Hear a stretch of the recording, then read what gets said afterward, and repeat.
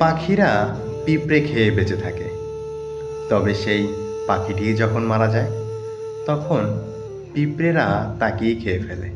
একটি গাছ থেকে তৈরি হয় লক্ষ লক্ষ দিয়াশলাই কাঠি, তবে লক্ষ লক্ষ গাছ পুড়িয়ে ফেলার জন্য একটি দিয়াশলাই কাঠিই যথেষ্ট। জীবনের পরিকাঠামোটা কতই অদ্ভুত, তাই না? আজ যাকে তুমি তুচ্ছ মনে করছো, যাকে কষ্ট দিচ্ছ, সময় ঠিকই একদিন তার অবস্থান বদলে দিতে পারে।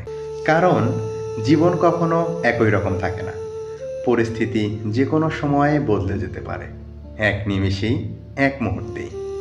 তাই মানুষকে কষ্ট দিও না, অহংকার করো না। মনে রেখো, সময় তোমার চেয়ে হাজার গুণ বেশি শক্তিশালী। আজ তুমি শক্তিশালী, কাল দুর্বল। আজ তুমি উপরে, হতে পারে কাল তুমি নিচেও থাকতে পারো। সব কিছুর বিচার সময় নিজেই করে দেবে। তাই ভালো থেকো, ভালোবাসো, মানুষকে শ্রদ্ধা করো। মনে রেখো, শেষ পর্যন্ত সময়ই সবার বড় শিক্ষক।